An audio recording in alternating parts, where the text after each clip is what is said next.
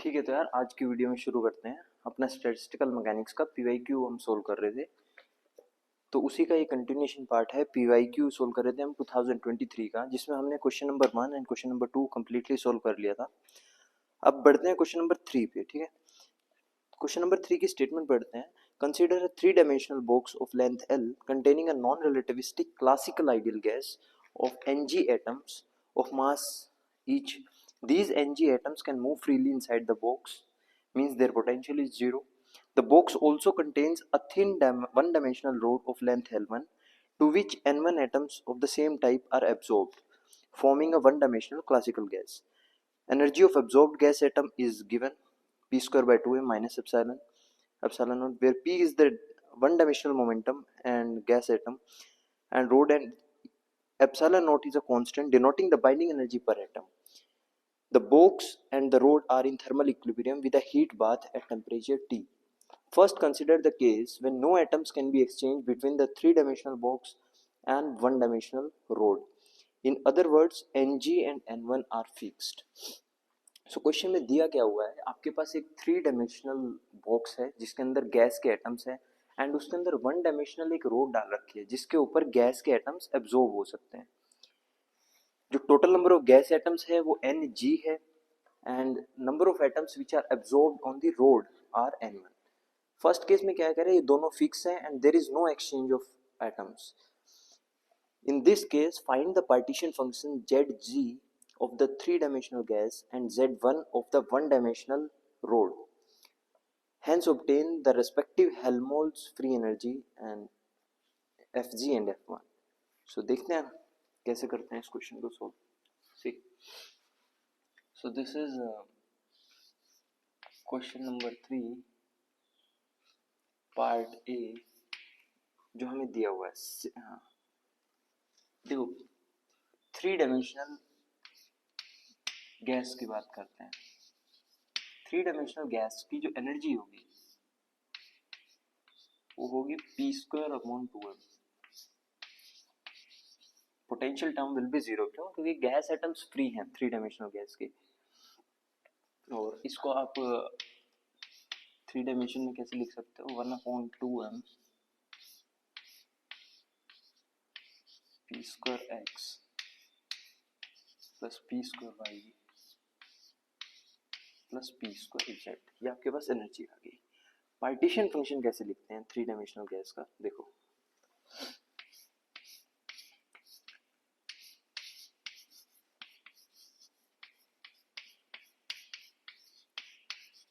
Partition function और three dimensional gas के atom का। सो Z1 एक एटम का लिखते हैं, थ्री डायमेंशनल है तो 1/h³ होगा। इंटीग्रेशन की लिमिट्स होंगी from -∞ to ∞, exponential minus beta energy यानी p square upon 2m dpx dpy dpz and volume element आपका dqx। ये क्या होता है आपका classical partition function for single atom. तो ठीक है, आप ये एक्सप्रेशन रखते हैं पी स्क्वायर का, पी का इंटीग्रल अलग कैलकुलेट करते हैं एंड ये सिंपल इंटीग्रल क्या देगा हमें, वॉल्यूम, क्योंकि इसके अंदर कोई भी एक्स की टर्म्स नहीं है। सो फर्स्ट अगर हम देखें तो हमारा पोजीशन इंटीग्रल क्या देगा,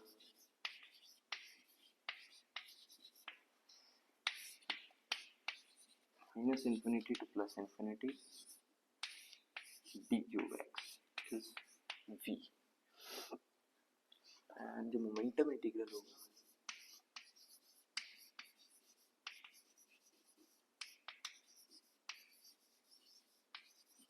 मोमेंटम इंटीग्रल सेपरेटली करेंगे पी स्क्वायर एक्स का पी एक्स की टर्म्स में। सो आपके पास तीन इंटीग्रल आएंगे, एक कैलकुलेट कर लेते हैं कोई भी कि -∞ to +∞ exponential minus beta P square X upon 2m times D P X, and ये कितना होता है root pi upon coefficient of P square X, so beta upon 2। और इसको मैं बीटा को केबीटी की टर्म्स में लिखूंगा तो कितना आएगा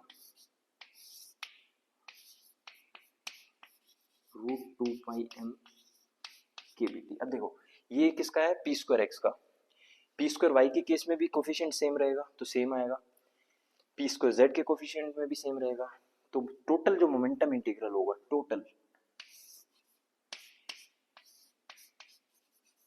वो कितना आएगा इसका क्यूब,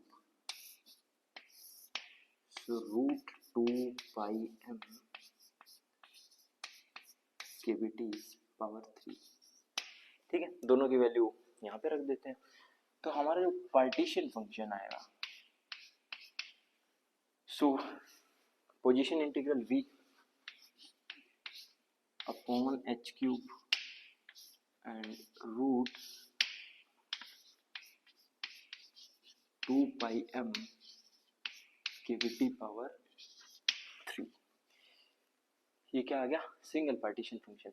अब इसको आप क्या कर सकते हो, थर्मल डी ब्रोगली जो वेवलेंथ होती है हमारे पास लैम्डा, वो क्या होती है h upon root 2 pi M K B T, and since हम गैस के लिए लिख रहे हैं तो यहाँ पे गैस लिख सकते हो। तो हम इसको उसके टर्म्स में कैसे लिखेंगे, देखो simply v upon lambda G Q. ठीक है, ये आ गया सिंगल एटम के लिए। अगर आपको n एटम्स के लिए लिखना है 3 डायमेंशनल में तो कैसे लिखोगे, देखो so, पूरी गैस के लिए लिखना है Zg हो गया, तो हाँ अगर इसकी पावर कितनी हो जाएगी जितने भी नंबर ऑफ एटम्स है गैस के अंदर, सो v upon lambda of g power ng। ठीक है, एंड इसको हम डिवाइड करेंगे ng फैक्टोरियल से, सिंस ये जो गैस के एटम्स है दे आर इनडिस्टिंग्विशेबल, सो ताकि हम डबल काउंटिंग ना करें तो इस वजह से फैक्टर आता है 1 upon ng factorial. Gas atoms are indistinguishable, so we must correct for over counting. ठीक है, तो ये आपके पास पार्टीशन फंक्शन आ गया Zg। अब पहले इसी का हम क्या निकाल देते हैं, हेल्महोल्ट्ज फ्री एनर्जी निकाल देते हैं। हेल्महोल्ट्ज फ्री एनर्जी कैसे निकालते हैं, देखो Fg is minus kBT ln of Zg, right, minus kBT, इसका जब log लोगे तो कितना आएगा Ng पहले आएगा log v अपॉन लैम्डा जी, ये यहाँ पे क्यूब है ना, राइट, हाँ यहाँ पे क्यूब है, sorry, v upon lambda G cube minus log of this ng factorial. तो अब आपको क्या करना है, यहाँ पे स्टर्लिंग अप्रोक्सीमेशन यूज करना है, क्योंकि हमारे पास log of some quantity and then हमारे पास उसका फैक्टोरियल है, so Stirling approximation. Stirling approximation क्या कहते हैं, अगर आप किसी भी क्वांटिटी का log लेते हो फैक्टोरियल क्वांटिटी का, देन वो किसके इक्वल होता है माइनस एफ, ये कहता है स्टर्लिंग अप्रोक्सीमेशन। तो जब आप वहां पे पुट करोगे तो देखो, so minus kBT Ng ln v upon lambda cube g minus Ng ln Ng and minus of Ng, ये आ गया आपके पास। तो अब क्या कर सकते हो, कुछ नहीं, बस आप ये कॉमन ले सकते हो Ng, तो आ जाएगा आपके पास फाइनल एक्सप्रेशन अपना Fg का, सो माइनस kBT Ng जब आप कॉमन लोगे तो यहाँ पे कितना आएगा, इसको मैं इसके नीचे ले आता हूँ, ठीक है। तो ln v upon lambda cube G and Ng आ गया यहाँ पे, एंड यहाँ पे एक माइनस आ जाएगा। तो ये आपका किसके पास एक्सप्रेशन आ गया, हेल्महोल्ट्ज फ्री एनर्जी का। So half of the part is done, किसके लिए, 3 डायमेंशनल गैस के लिए। अब जो 1 डायमेंशनल गैस है जो कि रोड पर एब्जॉर्ब हो चुकी है, उसके लिए हम पार्टीशन फंक्शन कैसे लिखेंगे वो देखते हैं।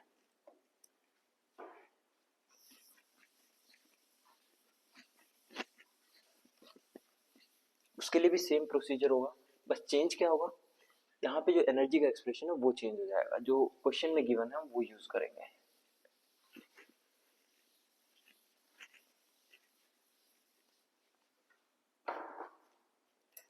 सी अब हम किसके लिए करते हैं, 1 dimensional gas absorbed on road। सो उस गैस के लिए हम एनर्जी एक्सप्रेशन कैसे लिखेंगे, p square upon 2m minus E0। Right it E, या तो इसको E लिखो दोनों को, या एप्सिलॉन 0 एप्सिलॉन लिखो, चॉइस इज योर्स। वो बस एनर्जी को डिनोट करता है, ठीक है। तो सेम स्टेप होंगे इसके लिए भी, सिंगल गैस एटम के लिए पार्टीशन फंक्शन लिखते हैं। सिंस ये 1 डायमेंशनल में है तो यहाँ पे जो h की पावर होती है वो 1 आएगी, integral exponential minus beta p square upon 2m, and साथ में क्या आएगा, एक्सपोनेंशियल बीटा E0। 1 डायमेंशन में है तो dpx एंड dx। इस बार जो पिछली बार जो, हाँ देखते हैं कैलकुलेट करते हैं, लिमिट्स होंगी भाई minus infinity to infinity.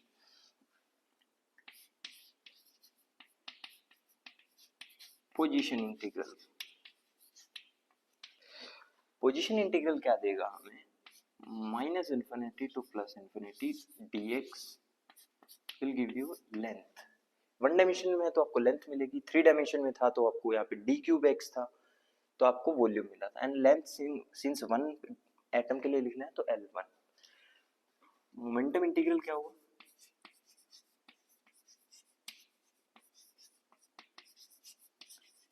Momentum integral, अब देखो इस टर्म में हमारे पास मोमेंटम की टर्म नहीं है तो एक कांस्टेंट है, सिर्फ इसी का इंटीग्रल होगा, तो वो कितना आएगा, exponential minus infinity to infinity exponential minus beta p square upon 2m integral dp, x लिखो या dp लिखो, सिंस 1 डायमेंशन में है तो मैटर नहीं करेगा। ये सिंपली आएगा root pi upon beta and 1 यहाँ पे। तो ठीक है, इन तीनों वैल्यूज को, पोजीशन मोमेंटम इंटीग्रल को, पोजीशन को यहाँ पे रख देते हैं और ये कांस्टेंट यहाँ पे रहेगा। तो आपका जो पार्टीशन फंक्शन आएगा z1 वो कितना आएगा, देखो L1 upon h, L1 upon h, फिर ये कांस्टेंट को लिख देते हैं एक बार, एक्सपोनेंशियल बीटा E0, एंड फिर ये मोमेंटम इंटीग्रल है हमारे पास 2 पाई m अपॉन बीटा। ठीक है, थोड़ा सा इसको सिंप्लीफाई करके लिख देते हैं, जस्ट इसको केविटी के टर्म्स में लिखना है। सो L1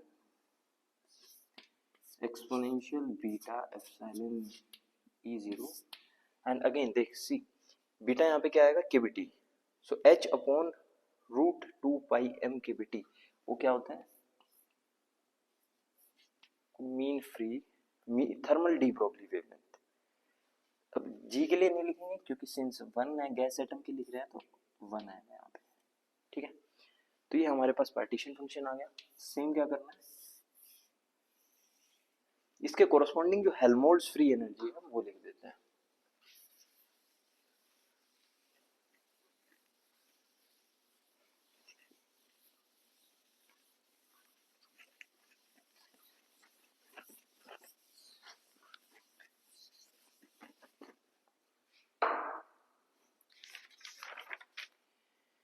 हाँ ये सॉरी, ये किसके लिखा, वन गैस एटम के लिए लिखा।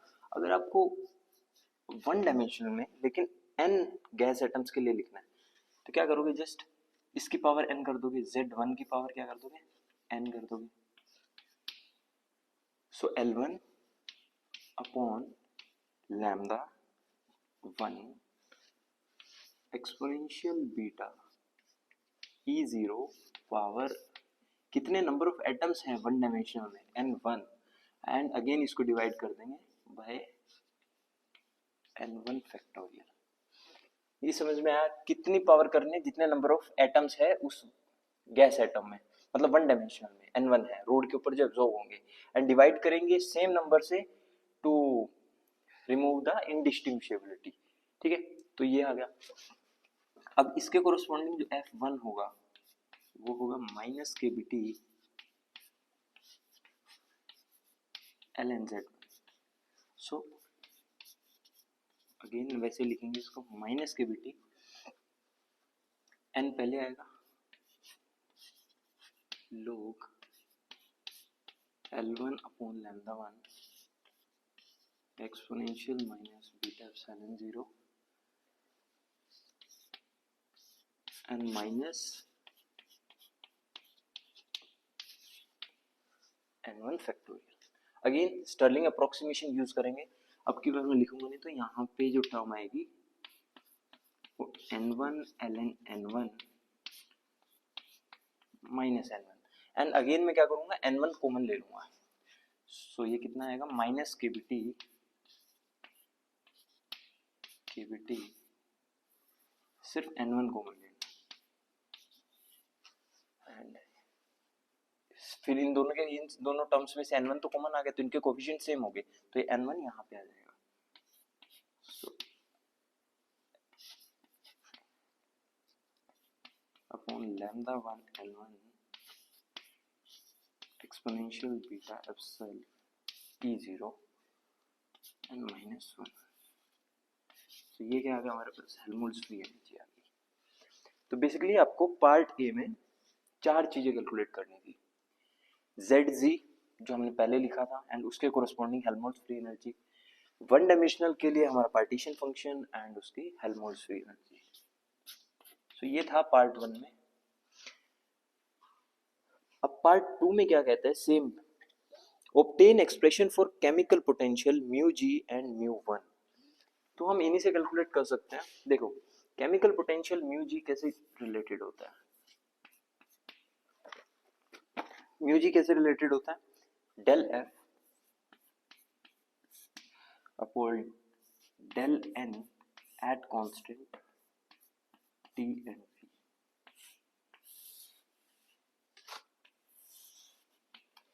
ठीक है,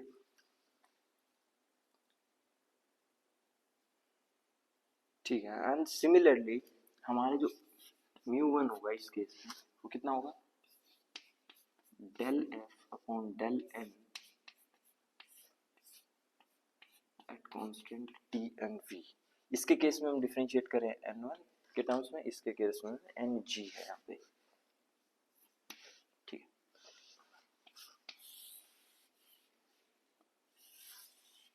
सिंस मैंने अपना जो Fg था, यहाँ पे भी Fg आएगा, यहाँ पे भी फिर F1 आएगा। ठीक है, सिंस मैंने अपना जो Fg का एक्सप्रेशन था वो इरेज कर दिया है, तो मैं इस पार्ट के लिए कर देता हूँ एंड सेम होगा इस पार्ट के लिए। सिंस मेरे पास यहाँ पे F1 का एक्सप्रेशन लिखा हुआ है तो I can calculate this, and same procedure होगा म्यू जी के लिए, जो हमने पहले एक्सप्रेशन लिखा था जस्ट उसको डिफरेंशिएट करना है।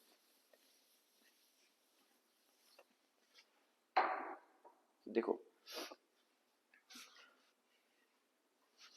इससे पहले जो फाइनल एक्सप्रेशन ये आया था, इस टर्म को डिफरेंशिएट, मतलब इस एक्सप्रेशन को डिफरेंशिएट करते हैं। ठीक है, सो म्यू 1 इज कितना, माइनस के बीटी बाहर कांस्टेंट है, फर्स्ट टर्म को किसके, n के रिस्पेक्ट में डिफरेंशिएट करना है। तो देखो यहाँ पे अगर इसके रिस्पेक्ट में डिफरेंशिएट करोगे तो सिर्फ n क्या हो जाएगा,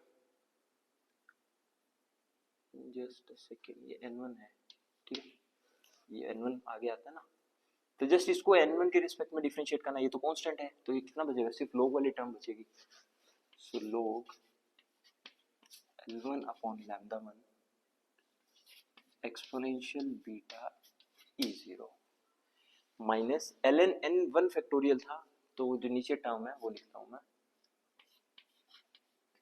उसका डिफरेंशिएशन लिख रहा हूँ,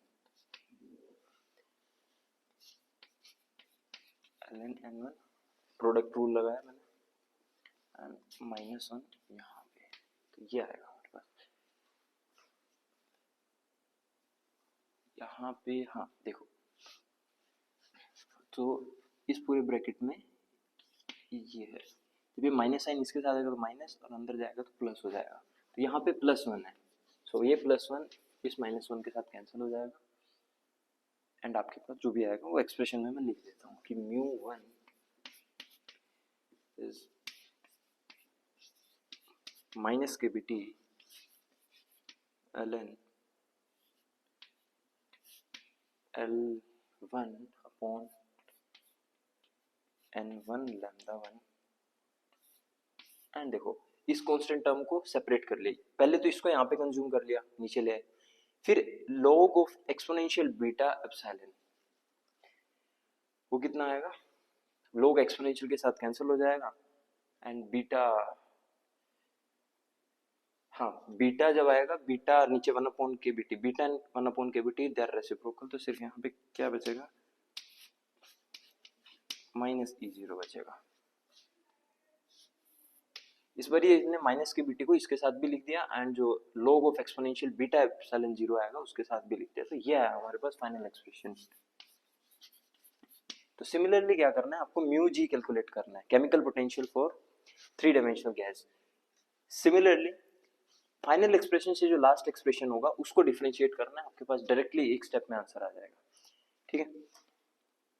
अब इसी क्वेश्चन में, क्वेश्चन नंबर 3 में पार्ट बी को देखते हैं, आप आगे लाइट यहाँ पर, ठीक है, नहीं वो डस्ट उड़ती है ना काफी, इस वजह से कर लेता हूँ मैं, ठीक, इसी sorry for the disturbance. Now consider the situation where the gas atoms can be exchanged between 3-dimensional box and the rod. The total number of atoms in the both the gases is now combined. अब हमने जो 3-dimensional gas थी and जो 1-dimensional road पे जो atoms थे उनको combine कर दिया, but now Ng and N1 can now each fluctuate keeping the sum constant and equal to n. Find the average fraction N1 upon n of atoms in the rod in terms of system parameter when the gas are in chemical equilibrium with each other. तो basically हमें fraction calculate करना है, तो मैं यहाँ से रब करता हूँ,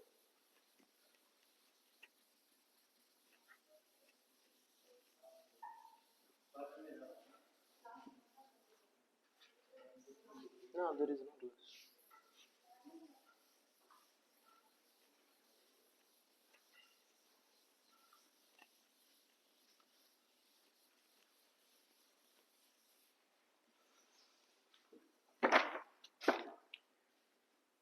So पार्ट बी में क्या कह रहा है कि when there is equilibrium,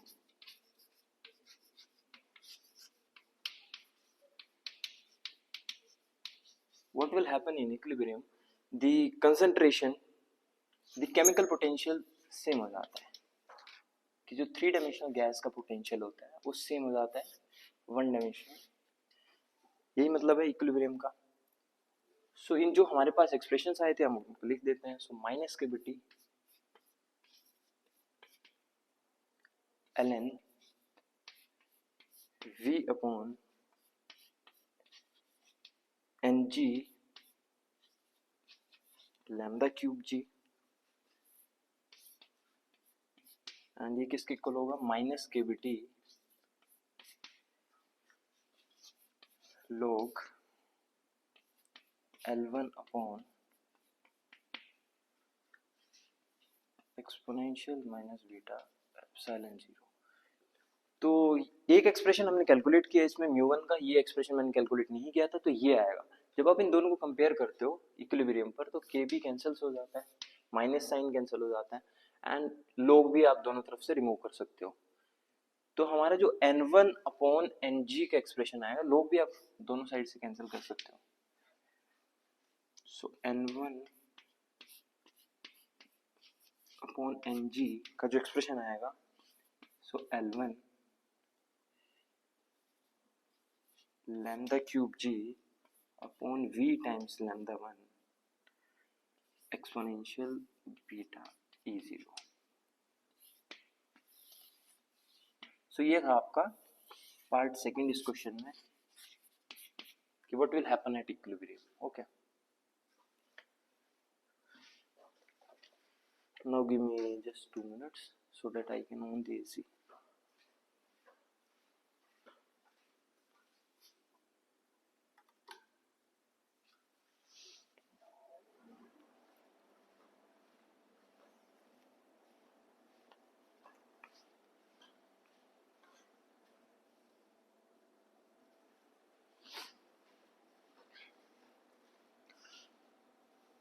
Okay, so this was question number 3।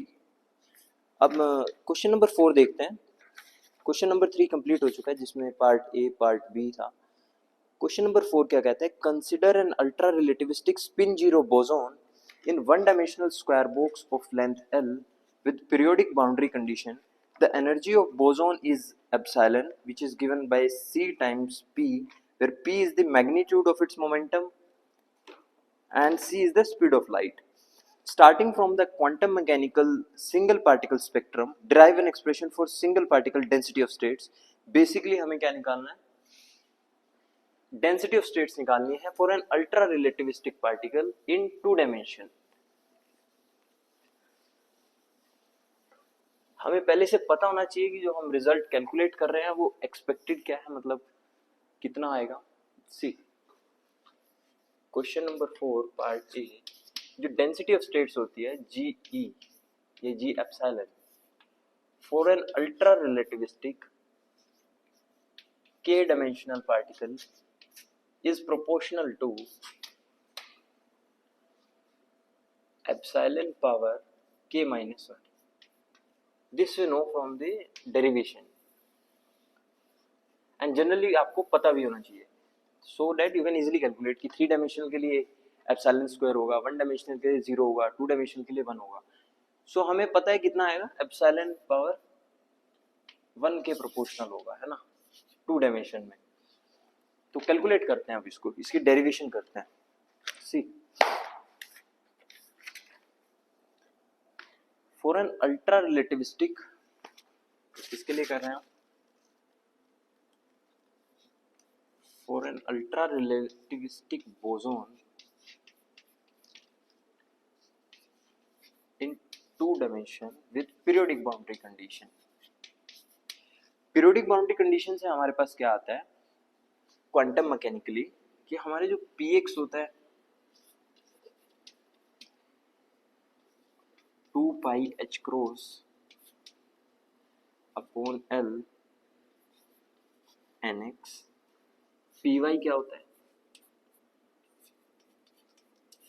2 pi h cross upon l ny।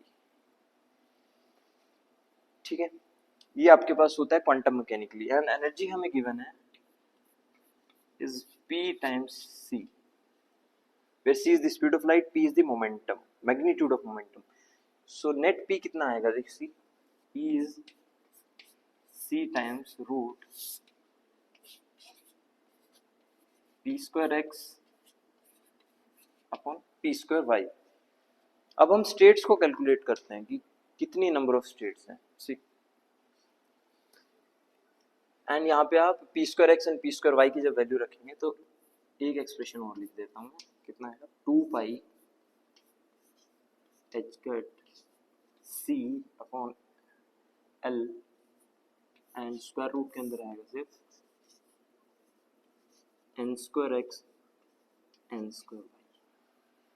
ठीक है, अब स्टेट्स काउंट करते हैं। See we need whole integers nx which are possible for nx and ny। Such that कि हमारी जो ये root n square x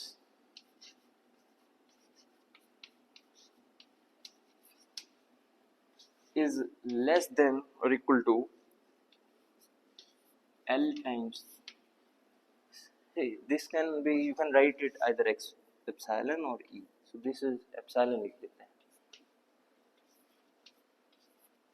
epsilon, ठीक है, कि ये epsilon किससे होगा, इससे कम होगा, L epsilon upon 2 pi h cross c। इस रेंज में जितने भी nx ny की वैल्यूज लाई करेंगी वो क्या होंगी, हमारी नंबर ऑफ स्टेट्स होंगी, and since this represent the equation of circle, so जितने भी नंबर ऑफ सर्कल के अंदर पॉइंट्स होंगे वो कितना होगा, area of the circle, assuming each state occupies a single point in this area, so number of states basically कितनी होंगी, जितना इस सर्कल का एरिया होगा, so कितना लिखेंगे हम, पाई, एंड जो मैक्सिमम वैल्यू होगी वो n मैक्स के लिए होगी, so पाई टाइम्स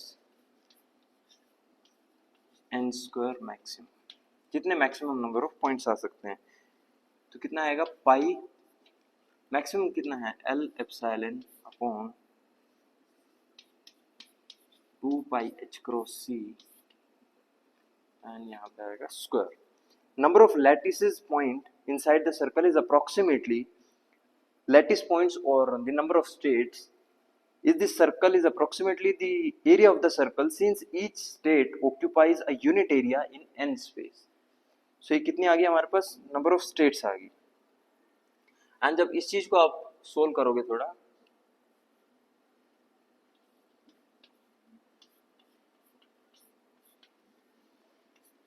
जब एक्सपैंड करोगे थोड़ा, जस्ट स्क्वायर ओपन करना है, so L epsilon square upon 4 pi h cut square c square,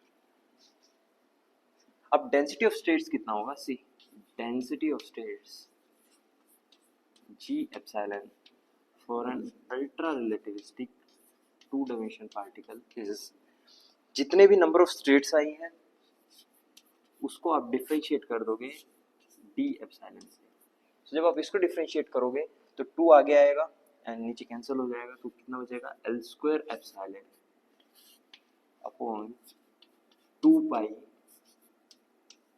h cross c square, तो ये हमारे पास क्या आ गया, एक्सप्रेशन आ गया डेंसिटी ऑफ स्टेट्स का,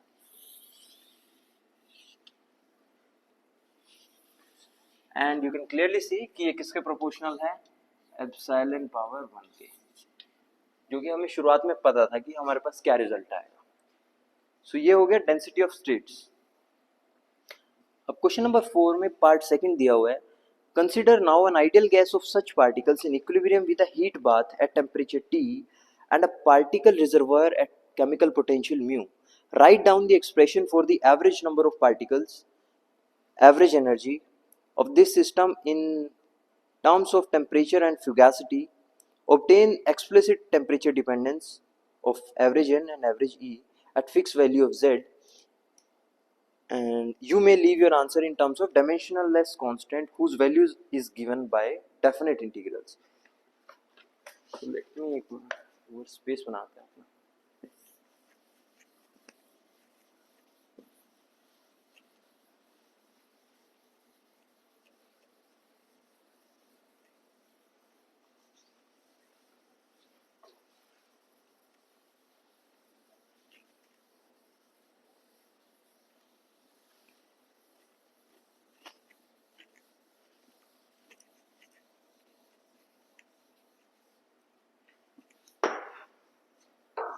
तो देखो एवरेज एन निकालना है, सो एवरेज एन कैसे निकालते हो आप, average n is 0 to infinity d epsilon g epsilon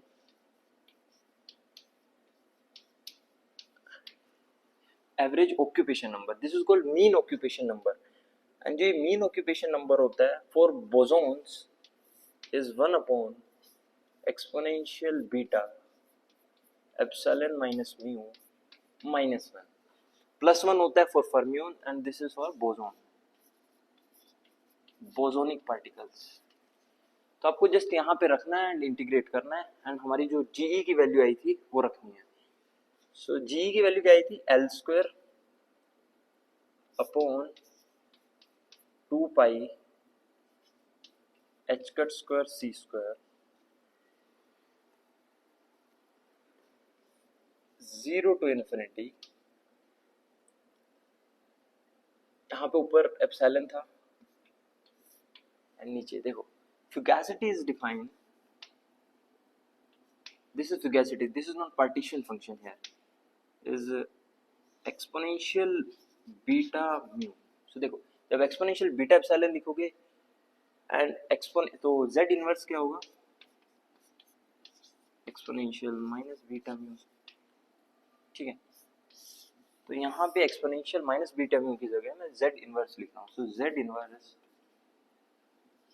exponential beta epsilon minus 1 and D epsilon. अब ये जो इंटीग्रल है, अब यहाँ पे आप सब्स्टिट्यूट करोगे पहले कि बीटा एप्सिलॉन, लेट्स से इसको x पुट करते हैं।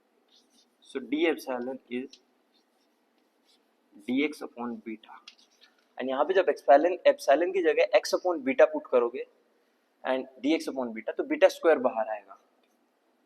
सो L square upon 2 pi H cut square सी स्क्वायर बीटा स्क्वायर, लिमिट्स हो जाएंगी 0 to infinity.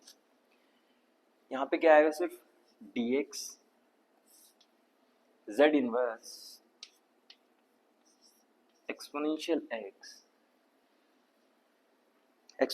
x minus 1 and यहाँ पे एप्सिलॉन की जगह जब आप x अपॉन बीटा पुट करोगे तो यहाँ पे एक x भी आएगा। ठीक है, अब ये जो इंटीग्रल है इसको बोलते हैं, ये जो इंटीग्रल है ये एक स्टैंडर्ड इंटीग्रल है, बोस-आइंस्टीन इंटीग्रल, जिसका जो जनरल एक्सप्रेशन है वो ऐसा होता है कि g new of z is 1 upon gamma of nu 0 to infinity dx x power nu minus 1 upon z inverse e raised to power x minus 1। so ये है बोस-आइंस्टीन इंटीग्रल। सो अगर आप इस इंटीग्रल को यहाँ से कैलकुलेट करोगे तो x की पावर कितनी आएगी, न्यू कितना आएगा वहां से 2। देखो जब उस एक्सप्रेशन में आप न्यू को 2 रखोगे तो 2 माइनस 1 एंड यहाँ पे तो न्यू नहीं है, तो इसकी वैल्यू कितनी आएगी इस फंक्शन की, basically is g2 of z, let me check, हाँ z, g2 of z and multiply by gamma function of 2। इसकी वैल्यू 1 होती है गामा फंक्शन 2 की। सो हमारे पास जो एवरेज n का जो एक्सप्रेशन आया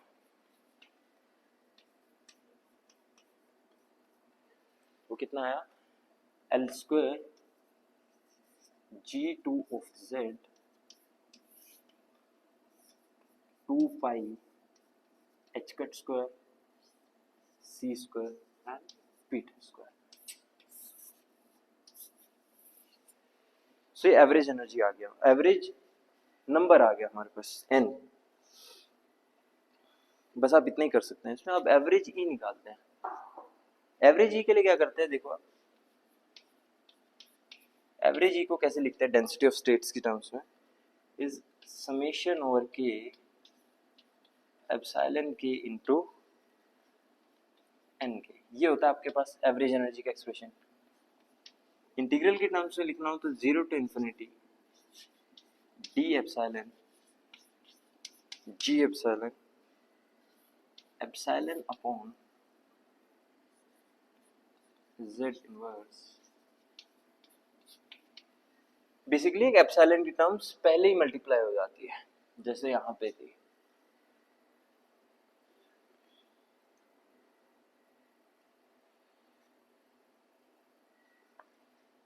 यहाँ पे कुछ मिस्टेक कर रहे हैं, ठीक है।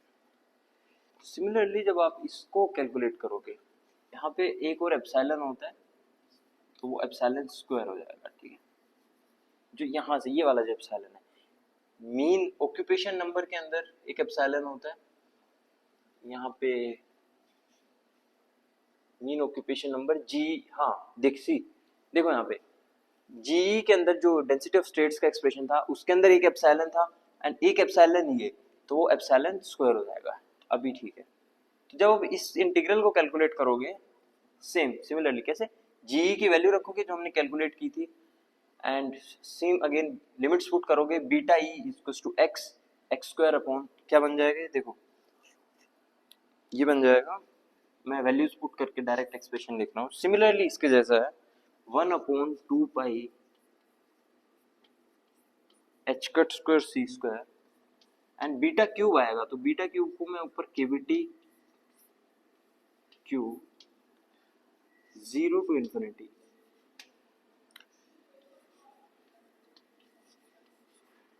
x square dx अपॉन z इनवर्स हो गया, dx हो गया। तो अभी ये स्टैंडर्ड इंटीग्रल कितना होगा, बोस-आइंस्टाइन इंटीग्रल,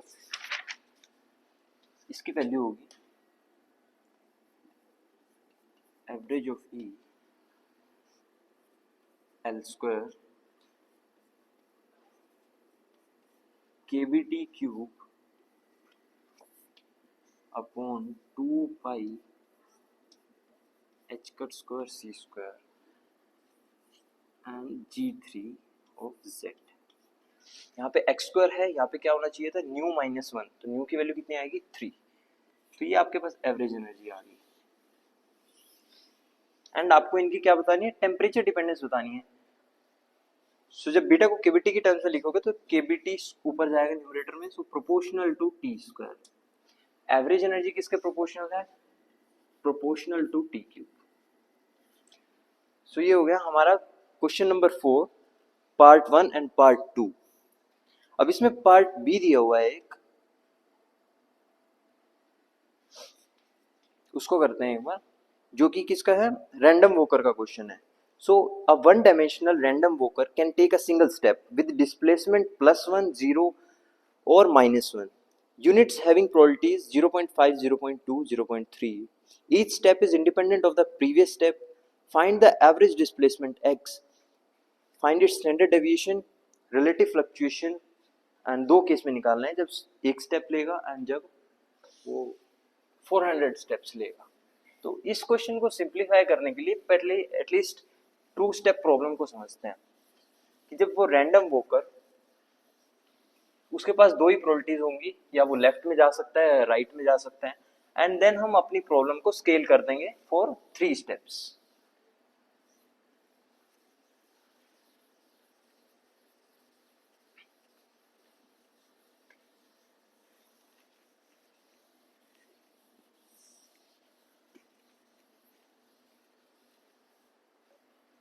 तो ये लास्ट पार्ट है क्वेश्चन नंबर 4 का, क्वेश्चन 4 पार्ट बी। देखो लेट से एक रैंडम वॉकर है जो कि यहाँ ओरिजिन पे खड़ा हुआ है, वो लेफ्ट में जा सकता है, राइट में जा सकता है। लेट से उसने n1 नंबर ऑफ स्टेप्स हैं उसने राइट में लिए and n2 number of steps उसने लेफ्ट में लिए, एंड प्रोबेबिलिटी कि वो लेफ्ट में स्टेप ले एंड प्रोबेबिलिटी कि वो राइट में स्टेप ले, बोथ आर इक्वल, सो 1/2। ठीक है, लेट से मैं इस प्रोबेबिलिटी को p बोलता हूँ, इसको q बोलता हूँ, तो ये हाफ हो गया। ठीक है, पहले इस प्रॉब्लम को समझते हैं तो आपको जो क्वेश्चन में दिया हुआ है 3 स्टेप के लिए वो बहुत आसान हो जाएगा। डिस्टेंस कितना ट्रेवल किया, लेट से बोथ डिस्टेंस सेम है, सो एवरेज नंबर सी डिस्टेंस, हाँ उसने डिस्टेंस कितना कैलकुलेट किया, डिस्टेंस कितना ट्रेवल किया, लेट से अ टोटल ऑफ उसने n नंबर ऑफ स्टेप्स लिए, कैपिटल N, तो वो कितना होगा n1 plus n2, total left plus right मिला के उसने जितने नंबर ऑफ स्टेप्स लिए हो गया है n।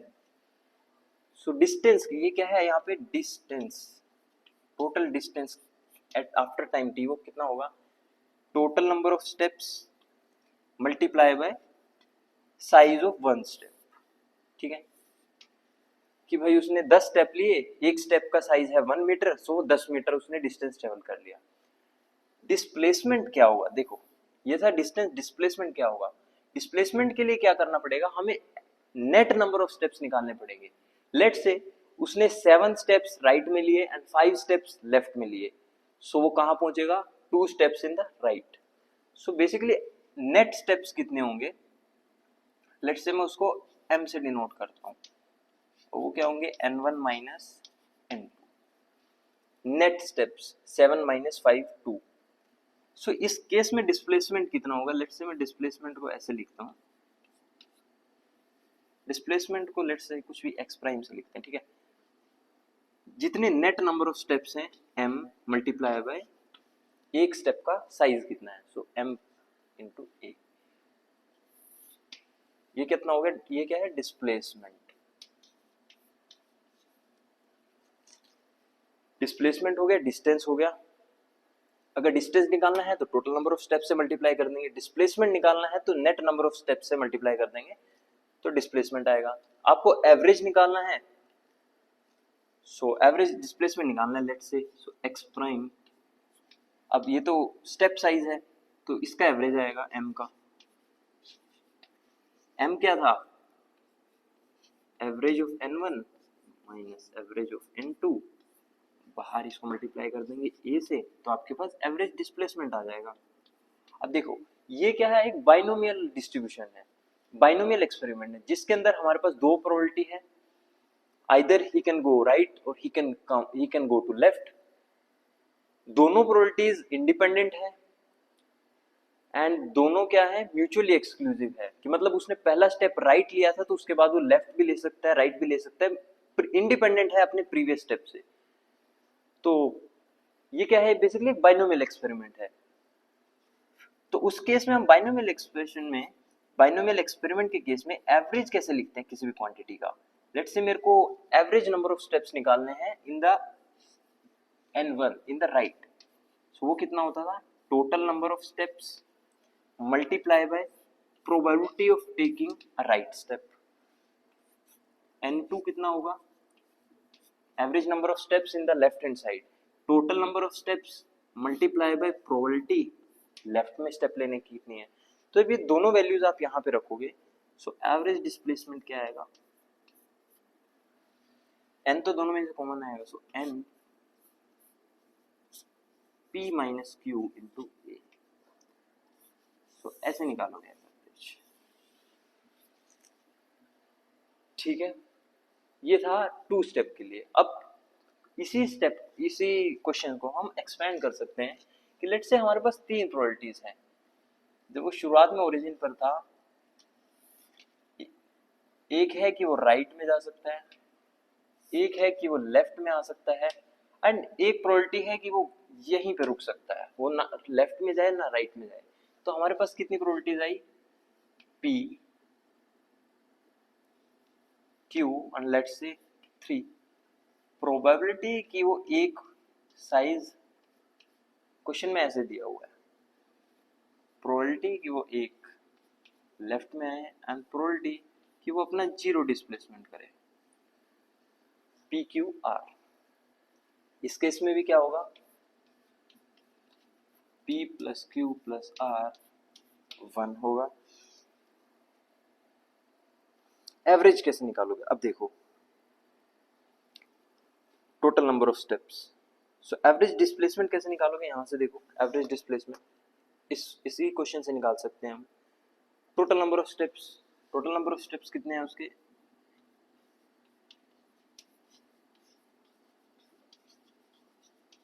डिस्प्लेसमेंट कितना होगा, कितने स्टेप लिए उसने, पहला पार्ट करने हैं हम क्वेश्चन का, उसने एक स्टेप लिया, so displacement number of steps 1। P की वैल्यू उन्होंने दे रखी है, P की वैल्यू दे रखी है कितनी, मैं लिख देता हूँ 0.5 0.2 हाँ 0.3 0.5 5 0.2 0.3, तो यहाँ पे सब सब्सटीट्यूट करना है। 0.5 माइनस 0.3 तो 0.2। इसके बाद क्या निकालना है, वेरिएंस निकालना है। वेरिएंस क्या होता है, expectation value of x square minus expectation value of x. इसकी वैल्यू पुट करोगे एंड इसका जस्ट स्क्वायर करना है, तो ये कितना आएगा 0.76। ठीक है, आपको क्या निकालना है, स्टैंडर्ड डेविएशन निकालना है। सो स्टैंडर्ड डेविएशन क्या होगा, root of 0.76 is 0.87। Relative fluctuation क्या होता है, सी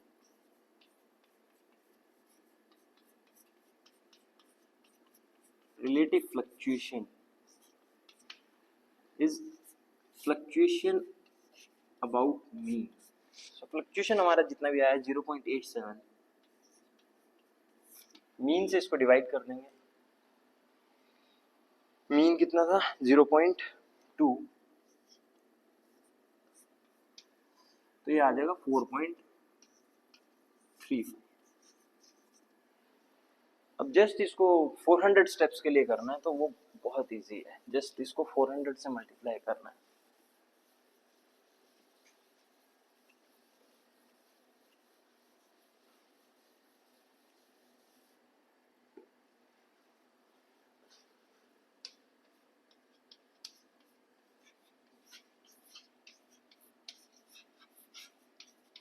स्टेप्स के लिए जो मीन आएगा वो कितना आएगा, एक स्टेप के लिए अगर 0.2 था तो 400 के लिए कितना होगा 0.2, सो कितने आ गए 80 आ गया। सिग्मा स्क्वायर कितना आएगा 400 मल्टीप्लाई बाय 0.76 304। सिग्मा कितना आएगा 17.44 and relative fluctuation about mean कितना आएगा 17.84 डिवाइड बाय 80 0.22। सो ऐसे करते हैं बेसिकली इस क्वेश्चन को। ठीक, तो ये था क्वेश्चन नंबर 4, कंप्लीट हो गया। क्वेश्चन नंबर 5 हम नहीं करेंगे क्योंकि आइजिंग मॉडल का है। हो सकेगा तो मैं लास्ट में एक वीडियो बनाऊंगा आइजिंग क्वेश्चंस पे, जो आइजिंग मॉडल पे जो क्वेश्चंस होंगे।